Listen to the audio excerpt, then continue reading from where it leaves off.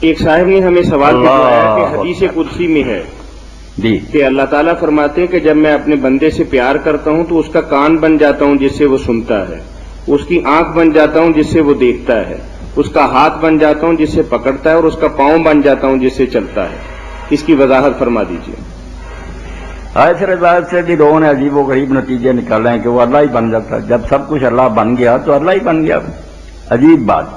حالانکہ اس کے آخر میں یہ آتا ہے جس کو یہ نظر انداز کر دیتے ہیں کہ جب وہ پھر مجھ سے کچھ مانگتا ہے تو میں اس کو ضرور دیتا ہوں۔ سنتے رہیں الفاظ، بن گیا سب کچھ، مگر اب بھی کہا کہ اگر وہ مجھ سے کچھ مانگے گا تو میں دوں گا۔ جب ہے یہ الگ، مانگنا کس سے؟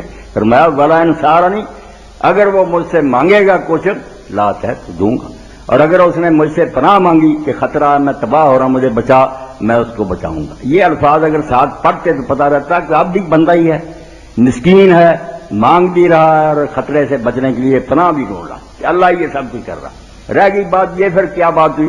یہ بات صاف سیدھی ہے کہ جیسے میں اور طاہر صاحب اگر ہم خیال ہو جائیں، ہماری مرضی ایک ہو جائے، جو میں کہوں وہ یہ مانے، جو یہ کہ مانوں، تو کہیں گے کہ ہم بھائی دو نہیں رہے ایک۔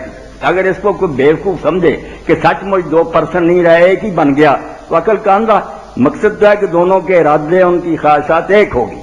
اللہ کہتا ہے جب وہ عبادت کر کے نوافل کے ذریعے قریب ہو جاتا ہے تو وہ اپنی خواہشات کو پاؤں تلے کچل دیتا، وہ کرتا جو میں کہتا ہوں۔ ہاتھوں سے وہ چیز پکڑتا ہے جس کی میں اجازت دی، کانوں سے وہ سنتا جو میں سننے کی، ایسے ہو گیا کہ اس کا کچھ بھی اپنا نہیں، اللہ کا ہو گیا۔ بات تو یہ تھی، ورنہ آخر میں آتا ہے کہ اب بھی وہ مانگتا ہے تو میں اس کو دیتا ہوں، پناہ مانگتا تو میں رہتا بندے کا بندہ ہی۔ جی السلام